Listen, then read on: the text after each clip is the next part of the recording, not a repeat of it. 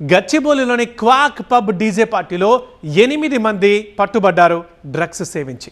Actually జనవరి 20న ఈ పబ్ని ఇంకా గ్రాండ్గా లాంచ్ చేయాలని భావిస్తున్నారు నిర్వాహకులు. అంటే పబ్ ఇంకా స్టార్టే కాలేదు. ఈ క్రమంలో ప్రారంభానికి ముందే ఒక పార్టీ ఏర్పాటు చేశారు. జర్మనీ డీజే ప్లేయర్ తో భారీ డీజే పార్టీని ఏర్పాటు చేశారు. అయితే పక్కా సమాచారంతో డీజే పార్టీపై నిఘా పెట్టిన పోలీసులు పార్టీకి హాజరైన వారికి డ్రగ్ టెస్టులు చేశారు. ఈ టెస్టులో 8 మంది డ్రగ్స్ తీసుకున్నట్టుగా గుర్తించారు పోలీసులు. అయితే నిందితులంతా డీజే పార్టీకి ముందే డ్రగ్స్ సేవించి వచ్చినట్టు అనుమానిస్తున్నారు. నిందితులు డ్రగ్స్ ఎక్కడ తీసుకున్నారు, ఎవరిచ్చారు అనే కోణంలో నార్కోటిక్ పోలీసుల దర్యాప్తు ప్రస్తుతం కొనసాగుతోంది. Quack pub DJ party drugs వ్యవహారంపై మరింత సమాచారం మా ప్రిన్సిపల్ కరెస్పాండెంట్ జ్యోతి అందిస్తారు. న్యూ ఇయర్ ని టార్గెట్ చేసుకొని టీజీ న్యాబ్ పోలీసులు తనిఖీలు చేస్తూ ఉన్నారు. ఈ నేపథ్యంలో గచ్చిబౌలిలో ఉన్నటువంటి ఒక క్వాక్ సంబంధించినటువంటి ఒక పబ్లో డీజే పార్టీని కండక్ట్ చేయడం జరిగింది. ఈ నేపథ్యంలో ఇక్కడికి వచ్చినటువంటి వాళ్ళకి డ్రగ్ టెస్టులు నిర్వహించగా 8 మందికి పాజిటివ్ వచ్చింది. అయితే మనం ప్రస్తుతం ఈ క్వాక్ పబ్ దగ్గర ఉన్నాము.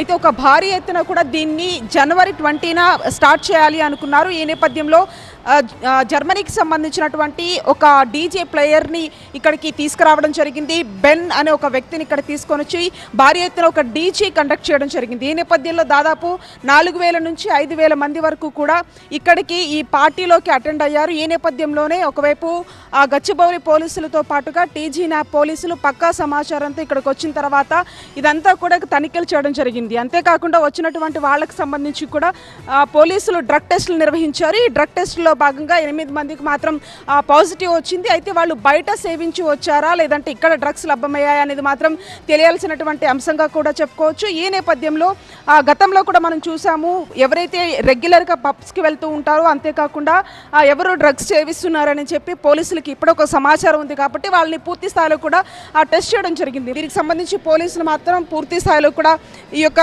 డ్రగ్స్ మీద తనిఖీలు చేస్తూ ఉన్నారు. అంతేకాకుండా ఈ తనిఖీల్లో భాగంగా 8 మందికి మాత్రం పాజిటివ్ వచ్చింది. వాళ్ళకి నోటీసులు ఇచ్చి పంపించినట్టుగా కూడా తెలుస్తుంది. మరీ ముఖ్యంగా అటువైపు గాంజాయి కానీ లేకపోతే డ్రగ్స్ కానీ దొరికితే మాత్రం ఖచ్చితంగా కఠినమైనటువంటి చర్యలు ఉంటాయంటూ కూడా ఇప్పటికే పోలీసులు చెప్తూ ఉన్నారు.